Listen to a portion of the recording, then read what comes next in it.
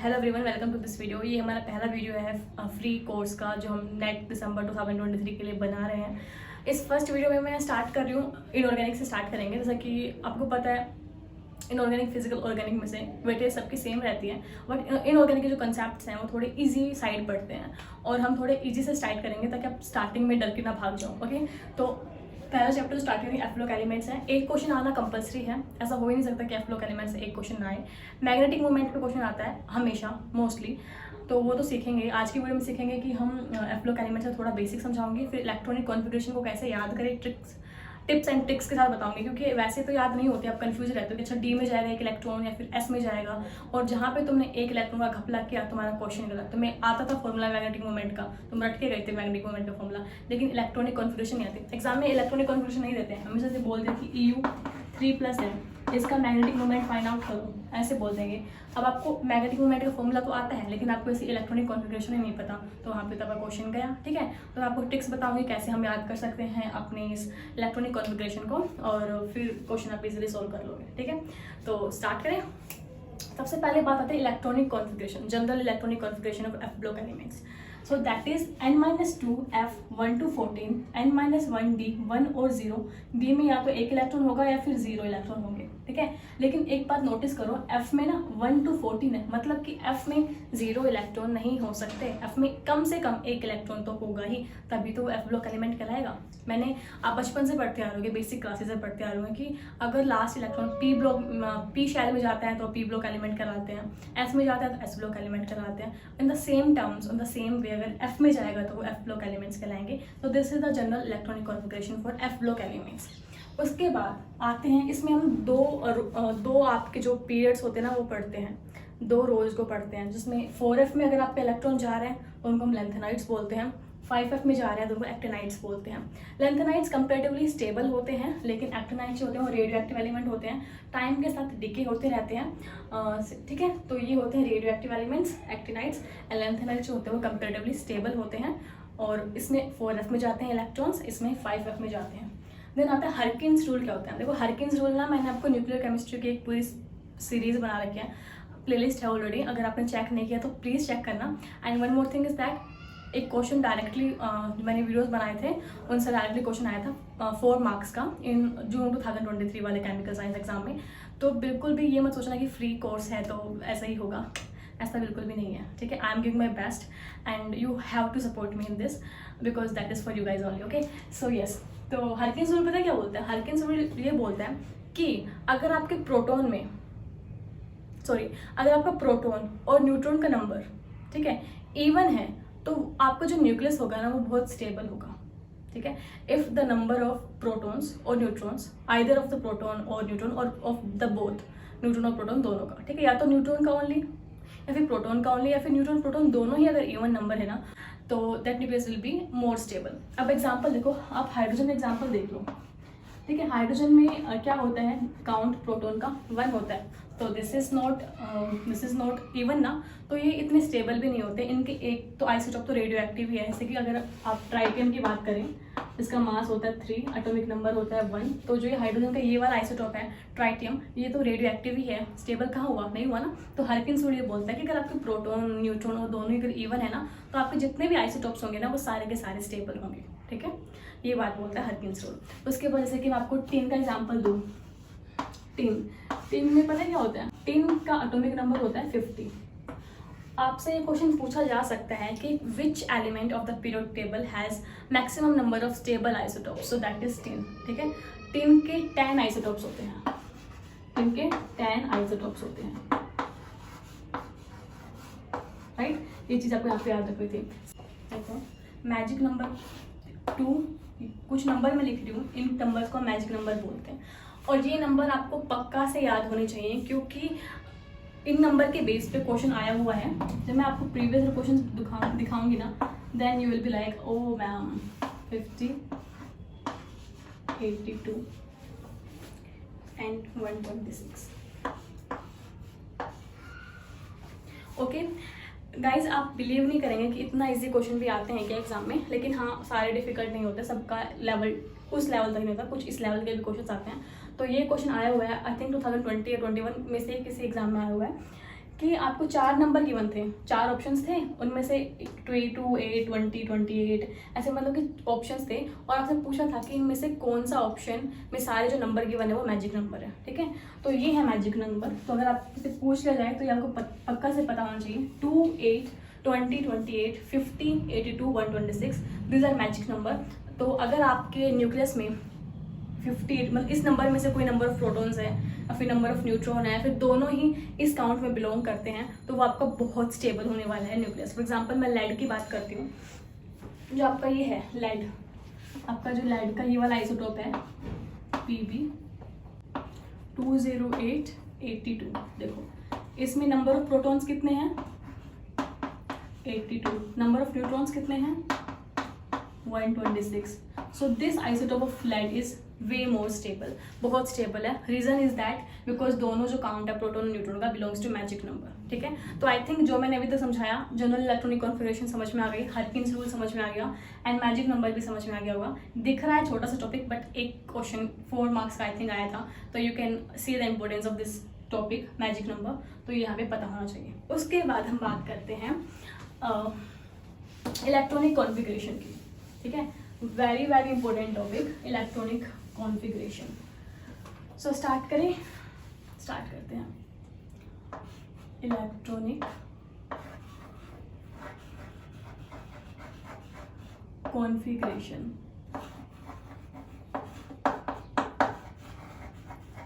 आप मेरे साथ लिखते रहना, ठीक है।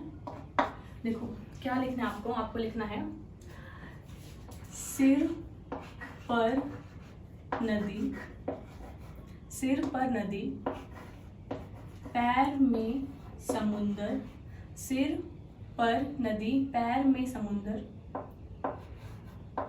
यूरोप को गांधी जी,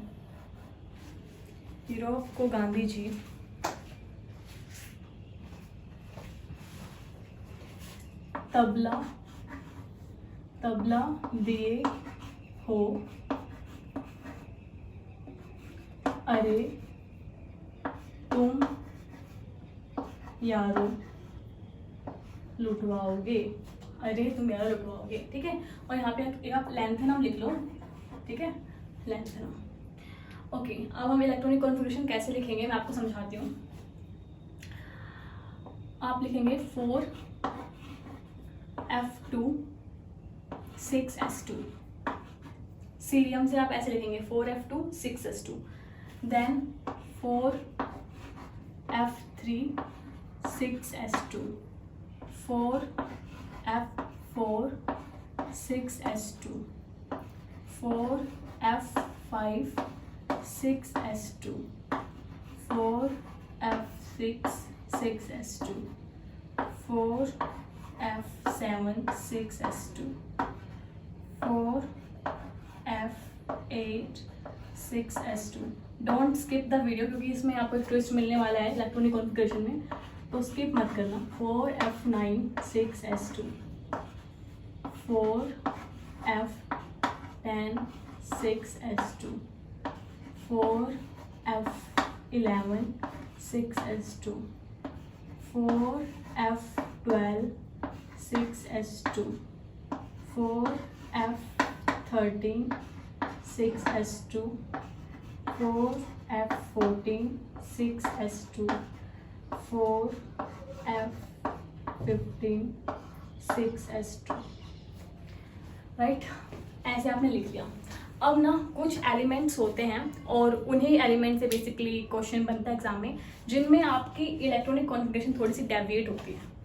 जैसे मैंने यहाँ पे, तो मैंने आपको इजीली याद कराने के लिए मैंने एक सीक्वेंस फॉलो कर लिया कि सब में 6S2 में इलेक्ट्रॉन्स जा रहे हैं, एंड 4F2 से 4F15 तक आप ऐसे लिख लोगे। लेकिन क्या होता है ना, कुछ आपके एलिमेंट्स में ऐसा होता है कि हाफ फील्ड और फुल्ली फील्ड की वजह से आपको पता है कि स्टेबिलिटी मिलती है। तो जैसे कि आपका ये Lu है, ठीक है, लुटेटियम जो है आपका, इसमें ना एक इलेक्ट्रॉन जो होता है डी शेल में चला जाता है। रीजन डी शेल में जाने की वजह से यहाँ पे होता है 4F14 5D1 6S2। तो ये होती है एक्चुअल में इसकी इलेक्ट्रॉनिक कॉन्फिगरेशन। एक एलिमेंट डी शेल में चला जाता है, रीजन क्योंकि फुल्ली फिल्ड की वजह से इसको स्टेबिलिटी मिल जाती है। ऐसे ही फिर सीरियम में भी जाता है आपका एक इलेक्ट्रॉन, तो यहाँ पे भी आ जाएगा 4f1 5d1 6s2, इसमें भी ऐसा आएगा। एंड एक आपका इसमें GD में भी यहाँ पे आता है एक इलेक्ट्रॉन जो है आपका चल जाएगा इसमें 5d सीरीज में, ठीक है। तो इसकी भी एक्चुअल जो इलेक्ट्रॉनिक कॉन्फ़िगरेशन है वो ऐसे होती है, ठीक है। समझ में आई इतनी बात? तो इस तरीके से आप याद कर सकते हैं इलेक्ट्रॉनिक कॉन्फ़िगरेशन को। कैसे याद किया मैंने? सिर पर नदी, पैर में समुंदर, यूरोप को गांधी जी, तबला दिए हो, अरे तुम यारों लुटवाओगे। आपके पास कोई और निमोनिक्स है तो आप अपना वो वाला यूज़ कर सकते हो। निमोनिक्स इसलिए बनाए जाते हैं ताकि आप इजीली चीज़ों को दिमाग में फिट कर सको, क्योंकि अगर आप ऐसे याद करोगे CPR नदी PM ऐसा तो हो सकता है आप कन्फ्यूज हो जाओ, ऐसा को ऊपर लिख दो PM को नीचे लिख दो। लेकिन निमोनिक्स की हेल्प से क्या होता है कि आपको एक वो चीज़ें जो है ना पिक्चर्स की फॉर्म में आपके माइंड में स्टेबल हो जाती हैं, कुछ ना कुछ रिदम बन जाती है, या फिर कोई ना कोई एक लाइन सी ऐसे शायरी टाइप लगती है, तो वो इजीली माइंड में फिट हो सकती है, राइट। तो सिर पर नदी अपने नोटबुक में लिख लेना, जहाँ पे आप लिख रहे हो ना आप ऐसे पूरे ही लिखोगे, नोट्स बनाओगे साथ मेरे, ठीक है। मैं अपलोड तो करूँगी बट आई स्टिल एम्फसाइज कि आप खुद के नोट्स बनाओगे ना तो that will be more beneficial for you. तो सिर पर नदी, पैर में समुंदर, यूरोप को गांधी जी, तबला दिए हो, अरे तुम यारों लुटवाओगे, ठीक है। और फिर एक ये चीज़ याद करना, ये याद करना, सी गॉड लव। इसका क्या मतलब है? इसका मतलब ये है कि CGDLU,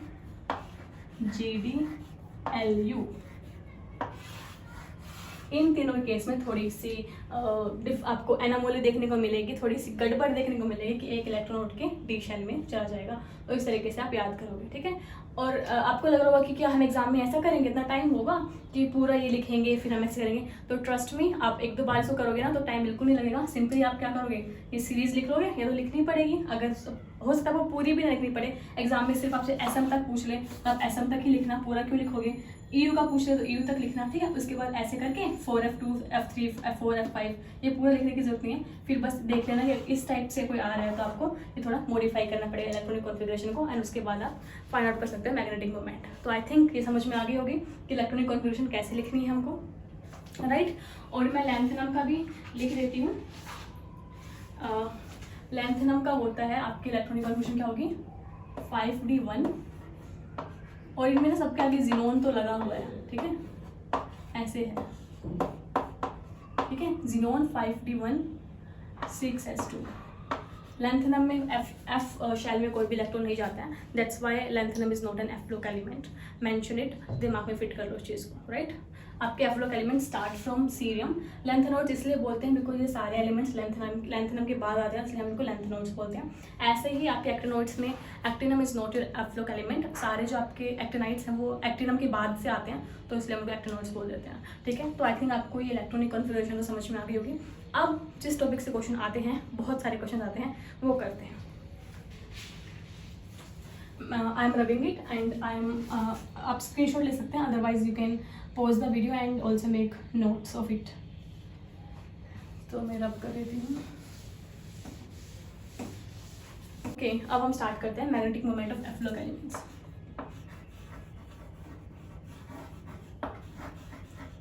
magnetic moment of f block elements, ठीक है। Magnetic moment of f block elements. One thing, मैं एक चीज़ मैं आपको क्लियर करना चाहूँगी कि मैं बिल्कुल भी स्टोरी टेलिंग नहीं करूँगी कि अच्छा आधे घंटे तक मैं कहानी सुना रही हूँ आपको, एफ्लोक एलिमेंट्स ये होते हैं, वहाँ से इनका अस्तित्व आया, ये हुआ, नहीं। टॉपिक किस टॉपिक से क्वेश्चन आते एग्जाम में, मैग्नेटिक मोमेंट से। उसके लिए ज़रूरत किस चीज़ की है, इलेक्ट्रॉनिक कॉन्फ़िगरेशन की। मैंने आपको बताई इलेक्ट्रॉनिक कॉन्फ़िगरेशन कैसे करते हैं, याद करने का तरीका बता दिया, फॉर्मूला देखते हैं, 1-2 क्वेश्चन प्रैक्टिस करते हैं, 1-2 क्वेश्चन आपको दूंगी प्रैक्टिस के लिए, सॉर्टेड। असाइनमेंट मिलेगा, सोल्व करना, क्वेरी हो कमेंट सेक्शन में डाल देना, या तो टेलीग्राम चैनल में डिस्कस कर लेना आप सभी वहाँ पे। तो स्टार्ट करते हैं। देखो फॉर्मूला क्या होता है मैग्नेटिक मोमेंट निकालने का, होता है, हम इसको म्यू इफेक्टिव लिखते हैं, म्यू इफेक्टिव, मैग्नेटिक मोमेंट को म्यू से डिनोट करते हैं, ओके। फॉर्मूला होता है G √J J+1। जहाँ पे G जो है वो लैंडे फैक्टर बोलते हैं इसको।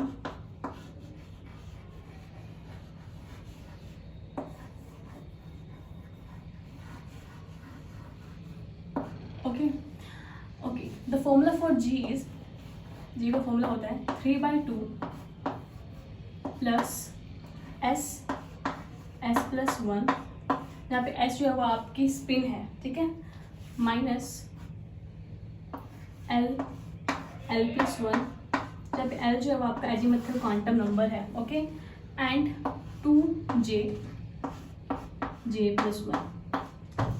अब J क्या है आपका, जो J है वो होगा L-S इफ आपके orbitals are less than half filled. If orbitals are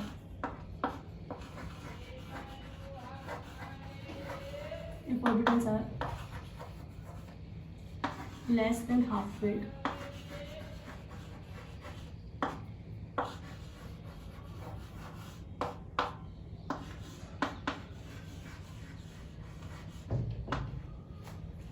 and J would be and J would be L+N, L+S if equal to half filled or if more than half filled, ठीक है।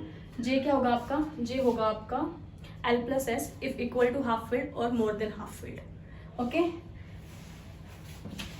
So magnetic moment of F block, magnetic moment of F block में मैंने आपको बताया कि mu effective find out करने के लिए फॉर्मूला होता है G J+1, J को लैंडे फैक्टर बोलते हैं। G का फॉर्मूला होता है 3/2 plus SS+1 minus L+1 2J+1। S is your spin, L is your azimuthal quantum number, J is equal to L-S अगर आपके orbitals less than half filled है, and J would be equal to L+N if more than half filled और equal to half filled. समझ में नहीं आया होगा, कोई डरने की बिल्कुल बात नहीं है। एक एग्जाम्पल करेंगे एंड आई एम श्योर उससे आपको समझ में आ जाएगा, ठीक है। स्टार्ट करते हैं।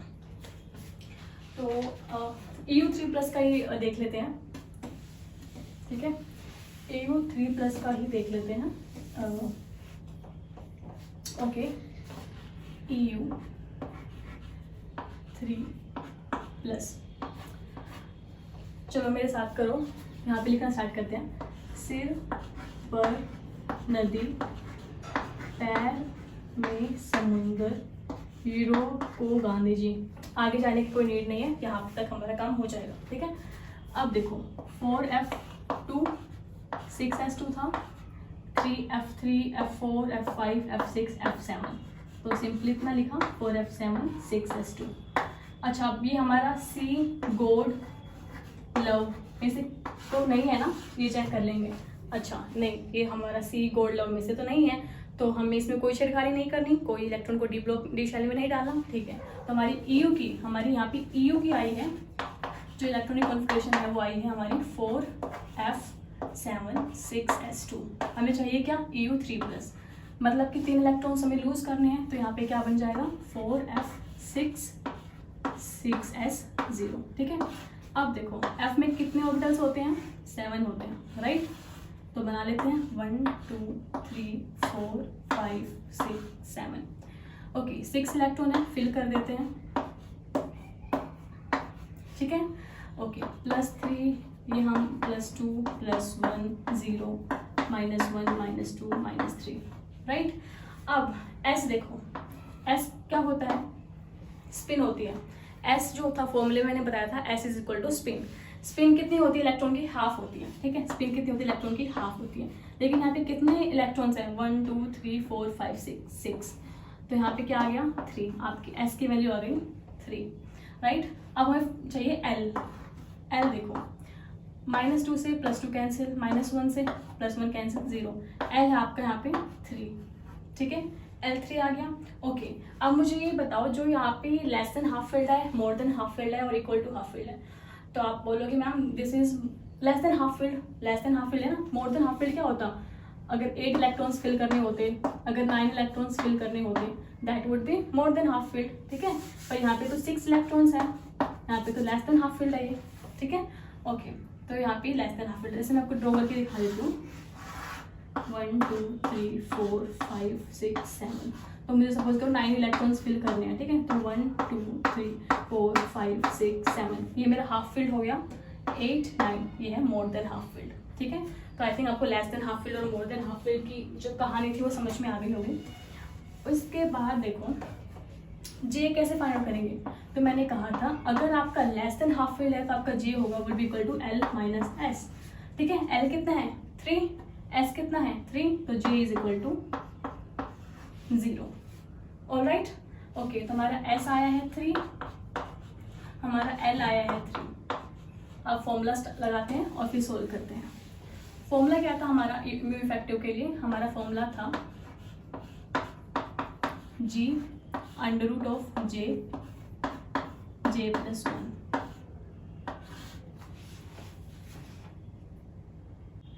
ठीक है। तो आपको आगे फर्दर सोल्व करने की कोई नीड भी नहीं है, आपको पता है कि यहाँ पे जे की वैल्यू 0 आई है तो म्यू इफेक्टिव तो 0 ही आएगा, राइट। लेकिन तो यहाँ पे आपका म्यू इफेक्टिव आ गया 0। ओके, अब ना कुछ बच्चे मुझसे एग्री नहीं करेंगे, कहेंगे मैम हमने ना गूगल पे चेक किया था और हमारा जो म्यू इफेक्टिव की वैल्यू आई है ना वो आई है 3.3 से 3.5 के बीच में कहीं लाई कर रही है। तो बेटा वहाँ पे पता है कौन सा कंसेप्ट आया है, वहाँ पे आया है आपका स्पिन ऑर्बिट कपलिंग कांस्टेंट का टॉपिक वहाँ पे इंक्लूड हुआ है। अब वो क्या होता है वो आपको नेक्स्ट क्लास में समझाऊंगी अच्छे से, क्योंकि ऐसा सिर्फ इसमें ही नहीं होता, आपका एसएम में भी आपका ऐसा ही होता है कि आप फाइंड आउट करते हो फॉर्मूले का यूज़ करके कुछ और एक्सपेरिमेंटली कुछ और आता है। तो ये 2 केस हैं जिनमें आपको थोड़ी सी इस फॉर्मूले से हटके कुछ रिजल्ट आपको एक्सपेरिमेंटली देखने को मिलता है। तो उसका रीज़न होता है स्पिन ऑर्बिट कपलिंग कांस्टेंट, उसको मैं नेक्स्ट क्लास में एक्सप्लेन करूंगी। और इन पे बहुत क्वेश्चंस आते हैं, क्योंकि आप जनरली करते क्या हो, आप जनरली ये फॉर्मूला यूज़ करते हो, फाइंड आउट करते हो, वैल्यू टिक करके वो आ जाते हो, ठीक है। लेकिन जो एक्सेप्शंस होते हैं उसी से क्वेश्चंस बनते हैं एग्जाम में, राइट। तो एसएम में और ईयू में ही ये 2 चीज़ें होती हैं, मैं आपको नेक्स्ट क्लास में एक्सप्लेन करूँगी अच्छे से। तो अभी हम कोई दूसरा एग्जाम्पल और लेते हैं जिससे कि आपको और चीज़ें क्लियर हो। तो अभी हम सीरियम का एग्जाम्पल ले लेते हैं, ठीक है। तो अभी मैं सीरियम का एग्जाम्पल ले लेती हूँ। तो चलो सीरियम को देख लेते हैं। सीरियम की यहाँ पे लिखी हुई इलेक्ट्रॉनिक कॉन्फ़िगरेशन, तो मैंने आपको बोला कि सीरियम 3+ का मुझे बता दो मैग्नेटिक मोमेंट। आपने कहा ओके मैम इसमें कौन सी बड़ी बात है, बता देते हैं। तो बता दो 4f1, ठीक है। फिल करते हैं इनको, सिंपल सी चीज़ है, फॉर्मूला है पता होना चाहिए, इलेक्ट्रॉनिक कॉन्फ़िगरेशन पता होना चाहिए, फिर तो सब कुछ दे दें आप कर लोगे, ठीक है। +3 +2 +1 0 -1 -2 -3 1 इलेक्ट्रॉन है, ओके। स्पिन कितनी आ गई यहाँ से 1/2। एल की वैल्यू क्या आ गई 3, जे की वैल्यू क्या आ गई L minus S because less than half filled है 3 माइनस हाफ 5/2। कुछ नहीं करना, फॉर्मूले में वैल्यू पुट करनी है, फाइंड आउट करना है जब आप, ठीक है। तो मैं आपको करके दिखा देती हूँ।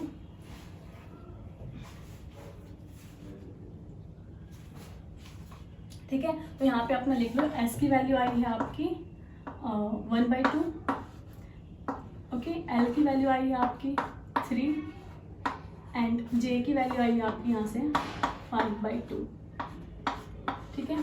अब हम जी फाइंड आउट कर लेंगे। जी का फॉर्मूला क्या होता है, जी का फॉर्मूला होता है 3/2 plus S plus 1 minus L plus 1 upon में 2 जे प्लस 1, ठीक है। 3/2 एस कितना है 1/2, एस प्लस 1 3/2 माइनस एल कितना है 3 इंटू 4 अपॉन में 2, जे कितना है, जे है 5/2 प्लस 1 7/2। इसको सोल्व करोगे जी की वैल्यू आएगी 6/7, सोल्व करके देख लो ये वैल्यू आएगी, ठीक है। ये आप सोल्व करेंगे। उसके बाद इतना कर लिया, उसके बाद देखो म्यू फैक्टर का फॉर्मूला क्या होता है, म्यू फैक्टर का फॉर्मूला होता है